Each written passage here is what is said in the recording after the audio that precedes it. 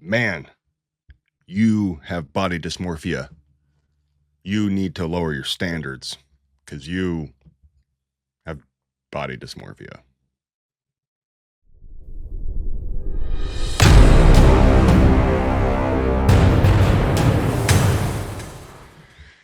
Hey, so body dysmorphia. This is going to be painfully obvious that anything I ever make or record, it's obviously from my life and my experiences. So there's nothing to really read into. That's should be kind of an assumption and a given. So there's I'll kind of save you the time of going. He's talking about himself. So little disclaimer. So today I'm going to dive deep into a tough question of, and this is again my world. This has nothing to do with social media, fat shaming, body praising, like nothing to do with that. This is literally just me and my world, and that world is a world of, in the fitness world I've satellited around. It's kind of been bodybuilding, personal bodybuilding. I was training to do a classic physique show at one point. Um, so it all comes from that world. So I'm diving deep into the question is there's a fine line between, or is there a fine line between body dysmorphia and just holding oneself to an extremely high standard, not for anybody else other than themselves. And it's not a judgment on anybody around them, anybody that doesn't do the same thing. It's just a personal thing. To me, I argue is like the way one cares for the way they do or do not dress or comb their hair or wax their car or don't wax their car. And being in the fitness industry, in the bodybuilding world, obviously there is a risk, danger, and I don't have studies, but a high likelihood that modeling, bodybuilding, physique stuff will breed um, body dysmorphia and encourage it, for lack of better terms. So I'm curious, what is there a difference between body dysmorphia and holding a set of higher self standards that are unsustainable, or a good goal to have that is, and is the level of achievability, is that what needs to change, obviously with age, etc. So I want to explore that connection between the high standard of self standards and body perceptions. It's easy to get caught up in pushing ourselves to be better, which anybody who knows me and is in the same worlds as me, that's huge. Like for especially some vets, and especially I would say for soft vets, special operations forces vets, when you kind of don't have something, you need something. Like you need. It's a whole nother video. You need purpose. You need something. You need competition. And for me, just to be brutally honest, after uh, where I'm at in my life, I have. This sounds so depressing that ignore it after this, but I have no purpose.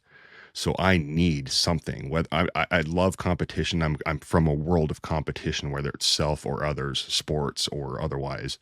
And so I find for me, bodybuilding is my self competition, and not bodybuilding. Obviously, I have looked like the bodybuilders that put on their little posing underwear and stand on stage and flex. And that was honestly very fun because it was competing with myself to do something, to go through something, to achieve something. So on one hand, you are striving for excellence to do great things and come to a great standard, a higher standard than just kind of sitting there and existing. But on the other hand, especially in this world, it can be I don't know, unrealistic pursuit of perfection that can lead to negative self-talk, self-doubt, and even and then possibly body dysmorphia. And again, bodybuilding, modeling, what we see, is what people in those worlds see is drastically different. But I would also argue you don't know you're not a good race car driver until you're around the best race car drivers in the world. And if that becomes your new standard, God bless your loved ones around you that are saying, oh, you're a good race car driver. They don't know the standard to which you want to reach, let alone achieve and stay at. So it's obviously, as always, I don't have the answer because it can be, I argue, it that healthy ambition is it's subjective.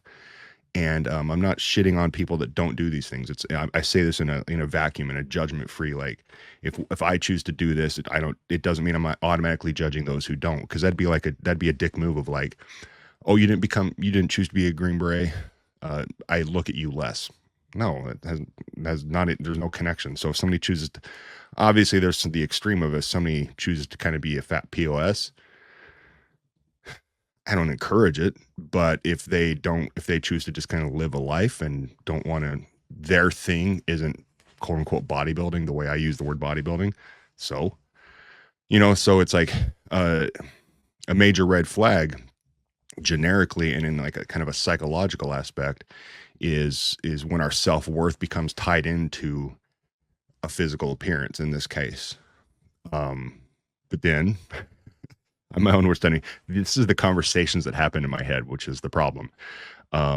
Is I'm my own defense attorney, but I'm also my own, what's the opposite of defense attorney? Prosecutioner.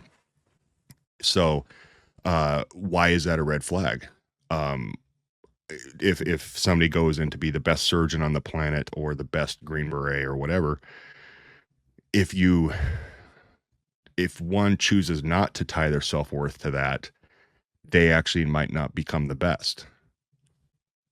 I'm not saying it's the right answer, but is that how you become the best at something? And especially in this thing, is shooting for year-round single-digit body fat percentage difficult as shit? Absolutely. I'm struggling with it now. And I would argue or say or admit or confess that, yes, my self-worth is tied into that because that is what I identify as a thing I want to do and achieve. So if I don't achieve a goal, I mean, if anybody doesn't achieve a goal they set out to accomplish, they'll kind of shit on themselves. I don't care if it's getting a degree, becoming a doctor or, a Green Beret or whatever, or maybe, maybe I'm so wired that way that I can't see the alternative perspective. I'm sure there's a healthier way to think of it, but to me that also can lead to being, I don't know, not compromising, but also just, it can lead to just this weird blue balls of existence. So, and it's also recognizing the next challenge or another challenge is to recognize when our higher standards are actually masking a deeper insecurity. That's a whole nother obvious conversation. Yeah, I don't know the answer to that one because if somebody was to, it's weird because it's our body. And as a result, it has a different lens through which it's perceived as. If somebody loves their Harley or their truck or their race car or whatever, and they wax it and they work on it and they soup it up and they tune the carburetor and all that, people don't suddenly go, oh, you have a distorted view of yourself because your truck isn't, or your Harley isn't, or your sports car isn't hitting 4-second quarter miles or whatever.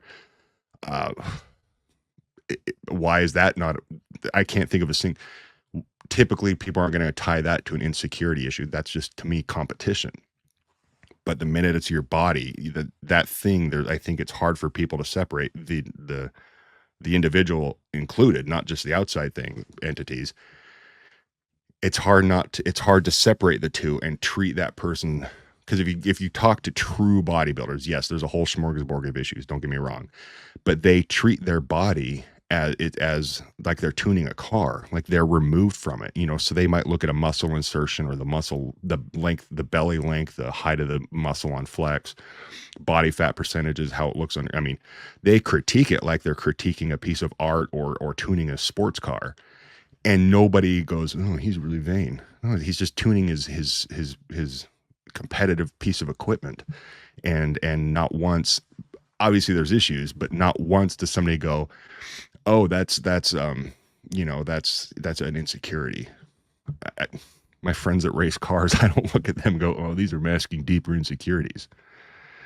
But because it is the body, it's highly possible, more than a race car, that it is possible. So, pushing yourself to have the perfect body that, is, I argue, and again, I'm coming from a different place, to be brutally honest. When I first started lifting weights in 1993, it was 1 billion% because I was getting tall and skinny and I was influenced by Schwarzenegger and Stallone on TV in front of me. Like, I only did it for the look, and I was insecure as shit being so tall and lanky and looking like Ichabod Crane. That's the time of your life, junior high and high school, where you're the most insecure. And yeah, absolutely, I did it for the quote unquote wrong reasons. But I do argue that starting it back in 1993, it gave me purpose, it gave me discipline, it gave me a pattern of life, it gave me admittedly varying levels of health because of what I was getting out of it, what I wasn't getting out of it, what I was risking, what I was sacrificing. So it's been a up and down flow, and those spikes have gotten less spiky and more coastery. So absolutely, it was a bad place when I started, but here I am at late 40s now, where I'm now out of the military. The Hollywood thing did whatever it did or is doing, I don't know. And the cancer bullshit, it's just like and this is not a cry for help, it's not a poor me thing, but it's just more of a honesty about what I think.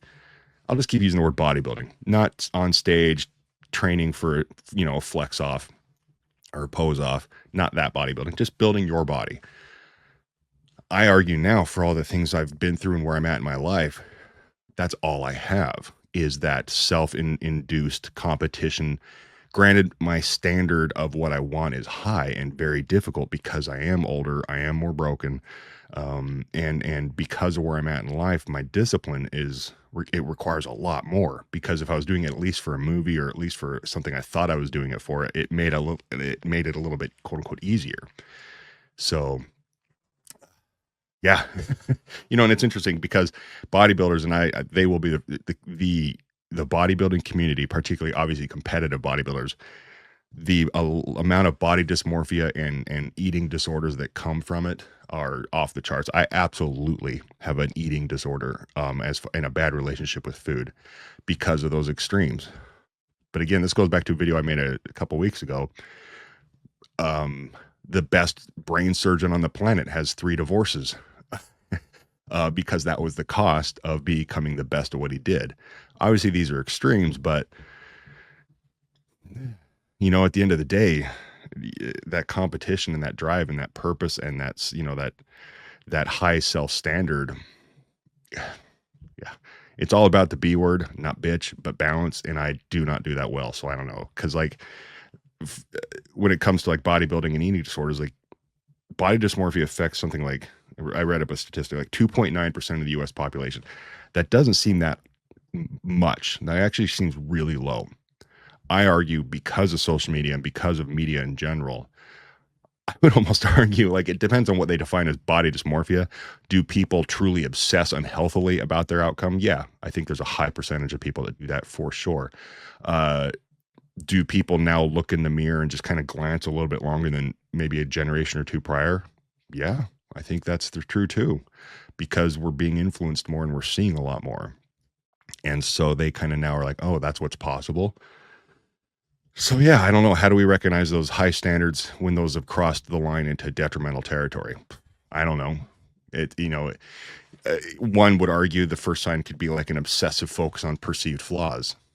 Again, the race car driver that's tuning his car to be the best race car driver, competitive race car driver, that's how you get better, is you obsess over the flaws.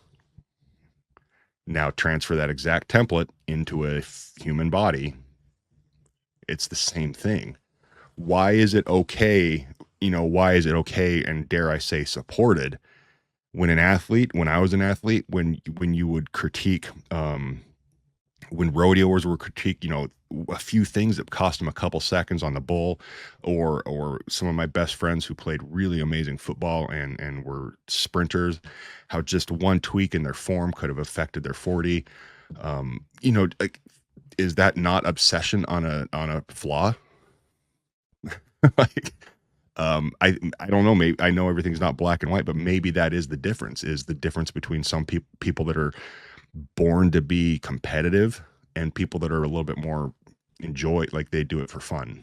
So yeah, when just because it's an appearance thing versus a 40 yard time or 400-meter dash time or the score on the board at the end of the game, how is that any different than a perceived outcome of body fat percentage and aesthetics? Just because it's the human body, it becomes a little bit icky, and so yeah, athletes' self-worth is absolutely tied into their results. And in this case, the bodybuilding or whatever we want to use the word, it's deeply tied into their physical appearance because that is their metric for success in the goal they set out to achieve. So if you feel like you're never good enough in a sport, you train harder, you practice harder, you watch game film, you go to schools, why is that quote unquote wrong? I mean, it's obviously there's extremes and people are like, yeah, I have an athlete husband or athlete wife and it's ruined my marriage, and I'm like, okay. But there's less chance in the conversation for a person, your average lay person, to go, oh yeah, football players that train hard, yeah, that makes sense. But the minute you go, okay, what if they did, and you kind of brainwash them of the question and you go, okay, there's this person that's obsessed with their body and, they look at all these flaws and they do everything. They spend weekends, they go to conferences, they weigh their food and that person's self-centered and has body dysmorphia. Why is that any different? So, but I will argue because I absolutely agree from the bodybuilding community and the bodybuilding world like I said, satellited around. I absolutely have some form of eating disorder and body dysmorphia. I actually take back the body dysmorphia one. Because that's what prompted this video is I have actually had a conversation with Mike Foster. He's going to be on the video. We're going to do a follow-up on this together. He had an amazing comment. We were Marco Poloing the other day. If you don't know what Marco Polo is, it's basically a communications app. But we were Marco Poloing and he said something. He's like, he was much funnier and more eloquent as a friend. But he said basically, you used to look X, Y, and Z, and that's your standard. And that, of course, that's not easy to do. You're older and etc. And that's what prompted this whole thing. I was like, and he wasn't ripping on me or saying I have body dysmorphia, but like, I know what I've done and what I'm capable of. So at the end, I don't think I have body dysmorphia. I think I just have a very high self-standard that's really hard to achieve. That anything less than is an unappreciation of what I look like in this case. So anything less than winning the Super Bowl is conceived, if you ain't first, you're last, So anything less than accomplishing your goal or your season statistics, one would argue in those events or in those worlds, particularly obviously athletics, well, you sucked and didn't accomplish your mission. If anything less than graduating with an MD and you're trying to be a doctor, well, you failed. Why? If you did not get your degree or you failed out of medical school, why is that any worse? If you set a standard to get that piece of paper, if you set a standard to get that certain body fat percentage, if you set that standard to get a quarter mile time, if you set that standard to have so many RBIs in the season and you don't accomplish any of those, you lost. Obviously, I'm not probably the best person to talk to about this. But in the end, high self standards can be a blessing and a curse. They can drive us to achieve great things, but they can also drive us to madness. So I guess, again, it comes back to the freaking B word. That actually might be some new merch. Speaking of merch, I can't put links in YouTube yet because I'm not cool enough, but it's everywhere. It's in the description below. Actually, that you can click on. But yeah, actually, I might have that be a call it the B word and like have on the back of the hat balance. Yeah, I gotta write that down. I'll forget. So yeah, I guess the key is balance, but again, balance is subjective. It's I don't know. Supposed to accept ourselves for who we are, but that sucks. What if you don't like who you are? I mean, that's like 7 more videos right there, so we can break free from the cycle of perfectionism. And I think whatever makes you happy and healthier, and especially a lot of perspective has come from this cancer bullshit, not in this actually the antithetical way of all the woo, oh my God, life's short, cherish it. It's the opposite of that. I'm more like, all right, well, life's fucking short. Live it to the fullest implies I all of a sudden got rich. I'm going to travel the world. I would love that, but that's only in the bullshit movies. Cancer is not cool. You don't suddenly become rich and you don't suddenly have a way to appreciate life. Life does not change overnight. But I do now have an appreciation of like, almost the opposite of fuck it. I'm going to do what I want. And if that makes me happier and I'm not hurting others, obviously that's, you know, the big litmus test. Make sure you're not hurting other people, because you want to maximize life. To me, is a little different than to live life to the fullest. If I have a 10-year time frame of doing something and 8 of them can rock, great. But if I'm supposed to like play it safe or whatever, and only 4 of them kind of rock and it's drawn out, that sucks. That sounds horrible. So this could go along. So Mike, he'll be a guest. We'll chat about this as a follow-up. He'll use the phrase, I'm not mocking him. He'll say he was a former fat kid.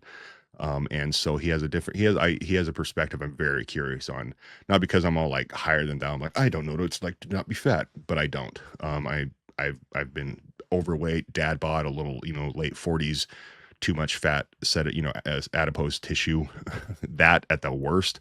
But I grew up tall and skinny, so like I didn't have that traditional fat kid thing. So he'll have an interesting thing. And he and I know each other from the fitness and bodybuilding community. So and we were roommates and we've been friends forever. So his perspective will be very interesting.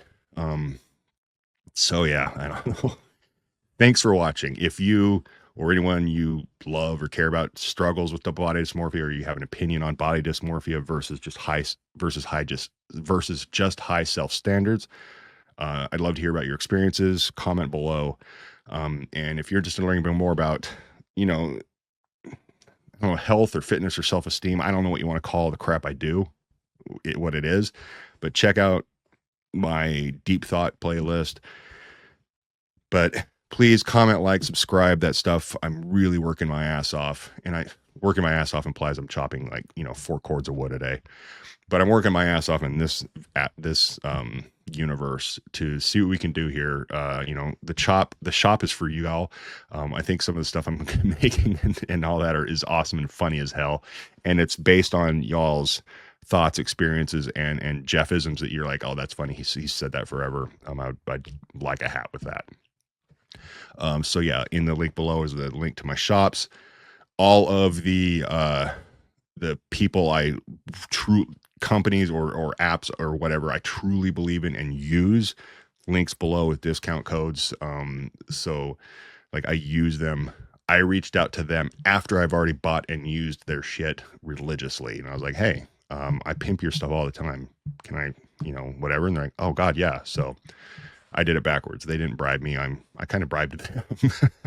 So yeah, like, comment, subscribe, share, buy some shit. It's Christmas. There are a couple Christmas sweaters. I love the must be Italian sweater.